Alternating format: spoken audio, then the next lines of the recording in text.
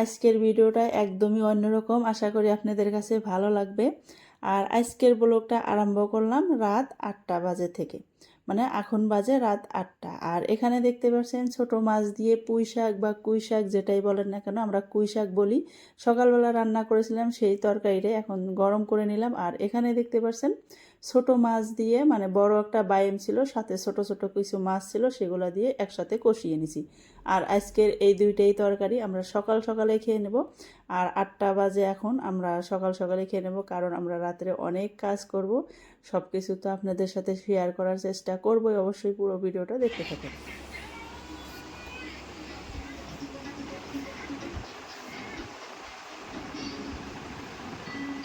আসসালামু আলাইকুম বন্ধুরা, কেমন আছেন? কাছে এবং দূরে যে যেখান থেকে এই ভিডিওটা দেখতেছেন, আশা করি সবাই ভালো আছেন, সুস্থ আছেন। নাহার সুইট হোম চ্যানেল থেকে আপনাদেরকে অনেক অনেক ভালোবাসা জানিয়ে আবারও নতুন একটা ভিডিও নিয়ে আসলাম। আশা করি আপনাদের কাছে ভিডিওটা অনেক ভালো লাগবে, আর স্কিপ না করে পুরো ভিডিওটাই দেখতে থাকেন। আমাদের বাড়িতে বর্তমান 5জন মানুষ আছি, আর 5জনের কাজে লেগে গেছি। কারণ ছোট ছেলে টিভি দেখতেছে, আর বড় ছেলেকে আর আব্বু পড়াইতেছে, মানে আমাদের ওই ছাপরা ঘরে টেবিল আর একটা চেয়ার ঢোকানো হয়েছে, সেখানেই পড়াশোনা করাইতেছে। আর কাকা ওই আমাদের ছোট রুমে, মানে সোফার রুমে অল্প আরাম করতেছে, যেহেতু খাওয়া দাওয়া হয়ে গেছে। আর এই ফাঁকে আমি এই কাজগুলো করে নিতেছি। আমি রান্নাঘরের সমস্ত কাজকর্ম করেই এই ঘরে চলে আসলাম। আর চলে আসার পর এই যে শকেসের জিনিসগুলো দেখতেছেন, সম্পূর্ণ এক এক করে নামিয়ে নিতেছি। কারণ এই জিনিসগুলো এখন না নামিয়ে রাখলে আমার আরও হয়তো অনেক দেরি হয়ে যাবে, সেই জন্য। এখানে কিছু প্রেসক্রিপশন ছিল ডাক্তারের, আর সেগুলা এই যে ভিতরে রেখে দিলাম। আর এই যে জিনিসগুলো দেখতেছেন সম্পূর্ণ নামিয়ে রাখতেছি ওই টেবিলের উপরে। আর এত ধুলা বালু পড়েছে, বুঝতেই পারতেছি না যে এই গ্লাসের ভিতরে এত ধুলো বালু কীভাবে পড়েছে। জিনিসগুলো সব কিছু ধুইতে হবে, তারপরেও আগে এগুলো নামিয়ে নেই। আজকে আমি অনেক খুশি, অনেক মনে আনন্দ নিয়ে এই কাজগুলো করতেছি। যদিও বা রাত্রের বেলা করতেছি, তারপরেও একটুকু খারাপ লাগতেছে না। ভাবতেছি যে আমার ঘরের লুকটা হয়তো অনেক সুন্দর হবে, একদমই চেঞ্জ হয়ে যাবে, অনেক ভালো লাগবে। সেই কারণে কিন্তু মনের আনন্দতে এই কাজগুলো করে নিতেছি। আমরা মেয়েরা সবাই এরকমই, যেহেতু আমরা সবসময় ঘরের ভিতরেই থাকি। আর ঘরের জিনিসগুলো এদিক ওদিক করলে অনেক কিন্তু ভালো লাগে। আর ঘরের ভিতরে ঢোকার পর কিন্তু মনে হয় যে কেউ কোনো জায়গায় ঘুরতে আসছি, এরকম একটা ভালো লাগা কাজ করে। যাই হোক, সবারই কেমন আমি জানি না, আমার কিন্তু অনেক ভালো লাগে। আমি 4 বছর পার হইলো আমি এই বাজারে বাড়ি করা হয়েছে আমাদের। তার ভিতরে কোনো জিনিসই ওলটপালট করা হয় নাই, শুধু এই যে বিছনাটা আপনাদের সামনেই করা হয়েছে, মানে ইউটিউবে আসার পরেই করেছিলাম। আর তাছাড়া যেগুলো জিনিস আমি একাই করতে পারি সেগুলো করেছি মাঝে মাঝে। কিন্তু সোহেলের আব্বু এগুলো একদমই পছন্দ করে না, ওকে না জানিয়ে কাকা আর আমি এই কাজগুলো করতেছি। আর এই যে শকেসের জিনিসগুলো সম্পূর্ণ নামিয়ে নিলাম, এখন গডরেজটা খুলবো। সেই জন্য ভাবলাম যে টেবিলটা আগে সরিয়ে নিই অফ ক্যামেরায়। তারপরে এই যে দেখেন টেবিল ভর্তি জিনিস হয়ে গেছে, অনেকগুলো জিনিস এখানে আছে। হয়তো শকেসের মধ্যে গুছগাছ করে রাখা হয়, সেখানে অত একটা বোঝা যায় না। তারপরে আমি যে টেবিলটা সরিয়ে নিলাম, আর এই যে ঘরের কাজ আরম্ভ করলাম। 9টা এখনও বাজে নাই, 15 মিনিট কম আছে। আর টেবিলটা এই যে এই জায়গায় রেখে দিলাম। যাই হোক, ছেলে এই জায়গায় টিভি দেখতেছে, ও টিভিতে ব্যস্ত থাকুক, কারণ নাহলে তো অনেক দুষ্টামি করবে। আর এই যে শকেসটার উপরের জিনিসগুলো আমি সরিয়ে নিছি, সব কিছু বারিন্দায় রেখে দিছি। আর এই যে গডরেজটার ভিতরে, এটা সোহেলের আব্বুর গডরেজ, সবসময় এলোমেলো থাকে, কারণ এই গডরেজটার ভিতরে কোনো কাজ নাই আমার। এখানে কিছু সোহেলের আব্বুর কিছু কোট আছে, ব্লেজার আছে, সাথে সোহেলের 2টা কোট আছে। আর এখানে এই যে ব্ল্যাঙ্কেটটা রেখে দিই আমি ভাঁজ করে। আর উপরে কিছু কাঁথা আছে, মানে খেতা, এটা আমরা আমাদের আঞ্চলিক ভাষায় খেতা বলি। আর এই যে কোট শোটগুলো এখানে রেখে দিতেছি বিছনার উপর, কারণ এগুলো অনেক ভারী। আর এই জায়গায় অনেকগুলো আছে, যেহেতু আমার ছোট ভাইয়ের আছে, ওই কাকারও এক সেট কোট এখানে আছে, আমাদের এখানেই রেখে দিছে। আর এই যে ফাইল ফুইল অনেক কিছু আছে, সেগুলো এক এক করে বের করে নিব। আর এখন পর্যন্ত কিন্তু সোহেলের আব্বু জানে না যে আমি ঘরের জিনিস ওলটপালট সব কিছু করে নেব, কারণ আমি কাকার সাথে আলাপ করছি যে যদিও বা কিছু না ধরে সোহেলের আব্বু, তাহলে তুমি আর আমি নিজে করে নেব। আর এই যে খাতাগুলো দেখতেছেন, এগুলো সব কিছু এখন খালি করে তারপরে আসতেছি। আর এই যে কাঁথা খেতা সব কিছু দেখতে পাচ্ছেন এই যে বিছনার উপরে রেখে দিছি গুড গুড করে। তারপরে এই ব্ল্যাঙ্কেটটা আর রাখবো না, মানে বের করব না, কারণ ওটা একদমই হালকা পাতলা ব্ল্যাঙ্কেটটা, তো ওইরকম ভারী হয় না, বুঝতেই পারছেন। সম্পূর্ণ জিনিস আমি এই বিছনার উপর রেখে দিলাম। এখন চলে যাব ওই ছোটো রুমে, কারণ ছোটো রুম থেকে স্টার্ট করতে হবে, যেহেতু জায়গা বাসা নাই, বুঝতেই পারছেন। এই যে ওয়ার্ড্রোবের উপরে যা যা ছিল সব কিছু বারিন্দায় বিছনার উপর রেখে দিছে। আর কাকা এই যে আরম্ভ করে দিল আমার টি টেবিলের উপরের গ্লাসটা, দেখতেই পাচ্ছেন অনেক ভারী, কিন্তু নিয়ে যাইতে চাইছিল এই বিছনার উপর। আমি বললাম না, ধুলো আছে এখানে নিও না, সেই জন্য বারিন্দার বিছনার উপর রেখে দিল। আর এই যে টিস্যুগুলো দেখতে পাচ্ছেন, এগুলো আমি সব কিছু সরিয়ে নিতেছি এক এক করে, আমি আর কাকা।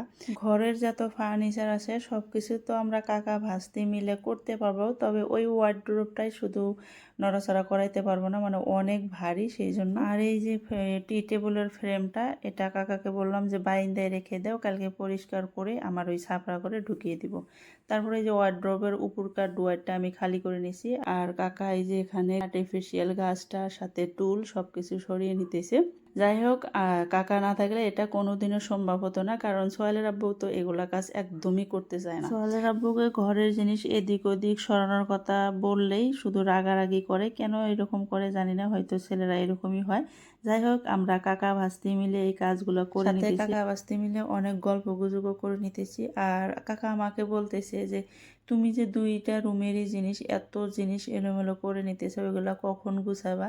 আমি আসলে বলতেছি কাকা, যদিও বা এতগুলা জিনিস আমি অগোছলা করে নিছি, সারা রাত ভরে করব, তারপরেও কিন্তু মনের মধ্যে একটা আলাদা আনন্দ লাগতেছে, সত্যি কথা বলতে। আমার এই কথা শুনে কাকা অনেক হাসাহাসি করতেছে। যাই হোক, তারপরে এই যে ওয়ার্ড্রোবের কাপড়গুলো আমি নিয়ে আমার এই যে বড় রুমে বিছনার উপর রেখে দিলাম, কারণ ওয়ার্ড্রোবটা এই রুমে আনবো, সেই জন্য কাপড়গুলোও এই রুমে রেখে দিলাম। আর এই যে এখন ওয়ার্ড্রোবের সবার নিচের ডোয়ারের ভিতরের জিনিসগুলো বের করে নিতেছি। এখানে কয়েক পিস সোফার কভার, যেহেতু আমার কাঠের সোফা, হাতার কভারগুলো তো দেওয়া হয় নাই সেগুলো, আর একটা কার্পেট বের করে নিলাম। আর সাথে কিছু জুতো আছে আর জুতোর বক্স আছে, সেগুলোও বের করে নিতেছি। বাদ বাকি 3টা ওয়ার্ড্রোবের ডোয়ার কিন্তু আমি খালি করে নিছি, আর লাস্ট এটাই ছিল, এটাও খালি করে নিলাম। এখন শুধু পাল্লার ভিতরে কি আছে সেটাই দেখে নিন। এখন এই যে এটার ভিতরে কি আছে দেখে নিন। এর ভিতরে যেহেতু এটা আমি খুলতে পারি না, এটার সামনে টি টেবিলটা ছিল, এটা কিন্তু খোলাই হয় নাই। আর এই জায়গায় অল্পই কিছু আছে, তারপরেও বের করে নেব, যেহেতু অনেকটা ভারী, এগুলো বের করে নিলে একটু তো হালকা হবেই। সেই জন্য এখানে একটা বড় একটা প্রেশার কুকার আর অনেক কিছু, ওগুলো বের করে নেওয়ার পর আমি আর কাকা নিজেই কিন্তু ওই রুম থেকে, এই যে আমার শকেস কম গডরেজটা দেখতে পাচ্ছেন, এই রুম থেকে ওই রুমে নিয়ে গেছি, সেই জন্য আপনাদের সাথে শেয়ার করতে পারিনি। আর এখন এই যে শকেস কম গডরেজটা যে আমি সরিয়ে নিছি, তার পিছনে দেখেন অনেক মাঘ মশার ঝুল, দেখতেই পারছেন। আর সেগুলো আমি এখন ছাপাছাপি করে নিব। ঘরের জিনিস ওলট পালট করলে এই একটাই ভালো লাগে যে ঘরটা কিন্তু ভালো করে পরিষ্কার করা হয়, নাহলে কিন্তু এই পিছনটা কোনো দিনও ঝাড়ু দেওয়া হইতো না বা পরিষ্কার করা হইতো না। দেখতেই পারছেন অনেক দিন ধরে যেহেতু এখানে আছে, অনেক মাঘ মশার ঝুল টুল আছে এখানে, এই সব কিছু ঝুল টুল ঝাড়ু দিয়ে এখানেই এক গোট করে রেখে দেব, কারণ এই যে গডরেজটাও তো আবার সরাইতে হবে। আর গডরেজটা একটু সরিয়ে নিয়ে তারপরে সোহেলের আব্বুকে ডাক দিব। এখন পর্যন্ত সোহেলের আব্বু জানে না ঘরে এই সব করতেছি, যেহেতু এই ছাপড়া ঘরে ছেলেকে পড়াশোনা করাইতেছে। এই যে গডরেজটাও সরিয়ে নিব। আর এই যে দেখতে পাচ্ছেন গডরেজটা কিন্তু সরানো হয়ে গেছে। গডরেজের পিছনেও কিন্তু অনেক মাঘ মশার, এই যে বেড়ার সাথে যে মাঘ মশার ঝুলগুলো, এটাও আমি এখন ভালো করে পরিষ্কার করে নিব। আর গডরেজের পিছনেও কিন্তু অনেক মাঘ মশার ঝুল লেগে আছে, সেটাও ভালো করে সাফা করে নেব। দেখতে থাকেন পুরো ভিডিওটা।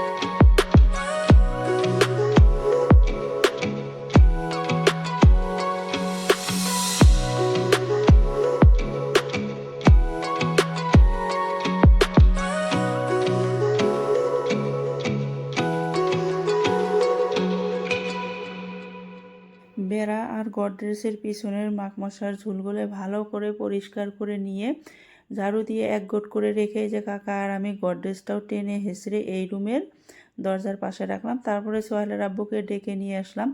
ঘরে ঢুকেই তো অনেক রাগারাগি বকাবকি করলো, তারপরে অনেক রিকোয়েস্ট করার পর এই যে ওয়ার্ড্রোবটা ধরলো।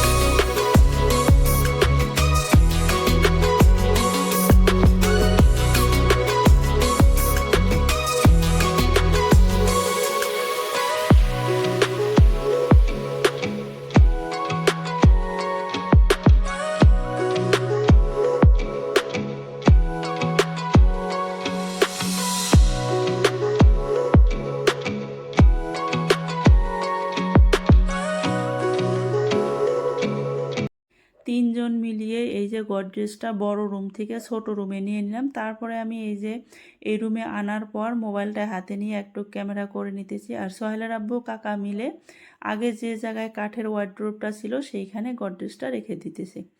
আর এই যে এখন আমাদের গডরেজটা রাখা হয়ে গেছে, এখন আসলো টিভির কাছে।